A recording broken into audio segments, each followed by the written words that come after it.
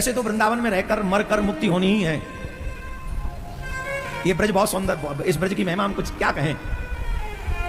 ब्रज कई प्रकार से मुक्ति देता है। ब्रज में तुम्हारा जन्म है जा तुम मुक्त हो। सुन रही हो माटवारियों, ये जितनी बेटी का सब मुक्त है। कौन कौन को जन्म ब्रज में भयो?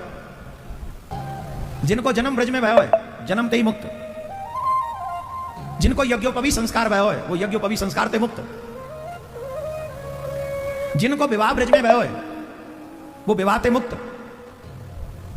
और मैं कह रहा हूं कछु न भयो इन तीनों चारों में थे और दुनिया में कहूं मर जाए और वाको अंतिम संस्कार वृंदावन में, वृंदावन के घाट पे, जमुना घाट पे है जाए बातें मुक्त। और अपने जितने 50 साल से ऊपर है, क्या संबंध कह रहा हूं, 50 साल वाले हो, घर वालों से कह दो दुनिया में कहीं मर जाए अंतिम संस्कार वृंदावन में ब्रज में ही करना, चाहे उसके पीछे तुम्हें कितना भी खर्चा करना पड़े। जन्म भी ब्रज में हो जाए और अंतिम संस्कार भी ब्रज में हो जाए। आहा, इससे अच्छा और क्या होगा। बंसी बंटवारे की।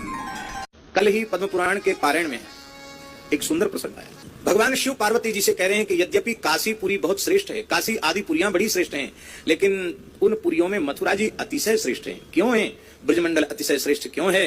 भगवान शिव पार्वती जी से कह रहे हैं ब्रज में 4 प्रकार से मुक्ति मिलती है। ब्रज में केवल जन्म हो जाए, पैदा हो गया वहां, फिर मरे कहीं जाके, कोई चिंता की बात नहीं। एक बार ब्रज में जन्म हो गया उसकी मुक्ति निश्चित है, शंकर जी कह रहे हैं। दूसरा कहते हैं ब्रज में यज्ञोपवीत संस्कार हो जाए या ब्रज में दीक्षा संस्कार हो जाए, क्योंकि उपनयन संस्कार भी है और दीक्षा संस्कार भी, दोनों संस्कार है, यज्ञोपवीत हो जाए।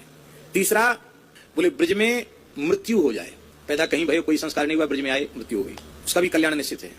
और बोले पैदा भी कहीं हुआ, संस्कार भी ब्रज में नहीं हुआ, एक बार जीवन में ब्रजभूमि को देखा भी नहीं, कहीं मर गया, पर संस्कार के लिए उसका शरीर ब्रज में ले आया गया और जमुना जी के पुलिन में उसका संस्कार हो गया, तो बोले तो भी वह मोक्ष का अधिकारी हो गया।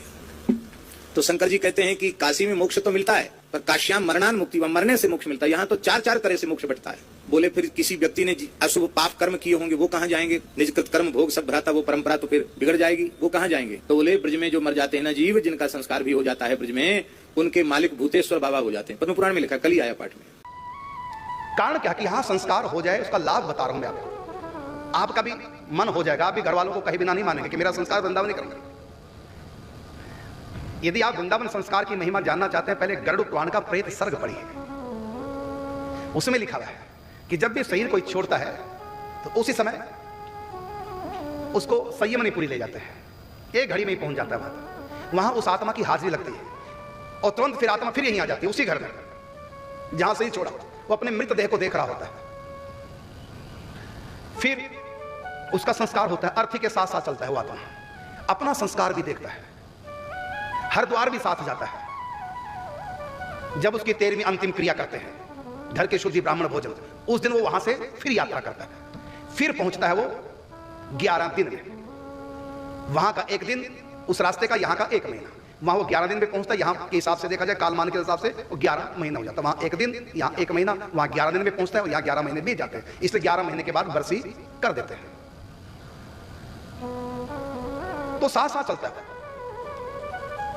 जब प्रतिदिन पिंडदान किए जाते हैं 13वीं तक, उस समय एक शरीर बनता है, उसको बोलते हैं आतिवाहिक देह। उसको प्रेत शरीर भी बोलते हैं। जैसे मां के गर्भ में 9 मास में एक शरीर पूरा तैयार हो जाता है। जब तैयार हो जाता है फिर वहां से गमन करता है, मतलब जन्म लेता है, बाहर आ जाता है गर्भ से 9 मास के बाद। ऐसी जो प्रेत शरीर होता है, इसको बनने में 12 दिन लगते हैं। फिर जब 13वीं होती है, वो आत्मा जो साथ साथ चलती है, वो आत्मा उस प्रेत शरीर में प्रवेश करती है। तब उस सूक्ष्म देह से, आतिवाहिक देह से फिर वो वापस वहीं जाता जहां से उसकी हाजिरी लगी, संयमनीपुरी, नरक की राजधानी जहां पर यमराज रहते हैं। उस समय उसको पहुंचने में 11 दिन लगते हैं, क्योंकि अब वो सूक्ष्म शरीर के साथ है। इससे स्पीड कम हो गई, उसकी चलने की वो कम हो गई। पहले 1 घड़ी में पहुंच गया था और अब 11 दिन में पहुंचा। तो आत्मा जब शरीर उसकी पूरी क्रिया ना हो जाए, तब तक आत्मा उसी घर में रहती है। ये है लिखा हुआ प्रेत सर्ग गरुड़ पुराण। अब वृंदावन में संस्कार की बात, तो उसकी आत्मा संयमनीपुरी से जब आएगी तो कहां आएगी वापस? 13 दिन के लिए, जहां उसका शरीर है। अब उसका शरीर ले आए वृंदावन में संस्कार के लिए, तो आत्मा कहां आएगी? संस्कार के लिए उसका शरीर कहां लाए? वृंदावन में। तो आत्मा कहां आ गई? वृंदावन में। और यद गत्वा न निवर्तन्ते तद धामः परमम्। यदि आत्मा वृंदावन में एंट्री कर गई, अब वृंदावन से बाहर नहीं, क्योंकि वृंदावन में जब आत्मा आएगी तो वृंदावन में यमदूत नहीं आ सकता। यम फांस वृंदावन की सीमा में आती, यमदूतों को यम फांस हटानी पड़ेगी, उनका वृंदावन में प्रवेश नहीं। और उनका फिर किसके हाथ में आ गया उनका कर्म विपाक?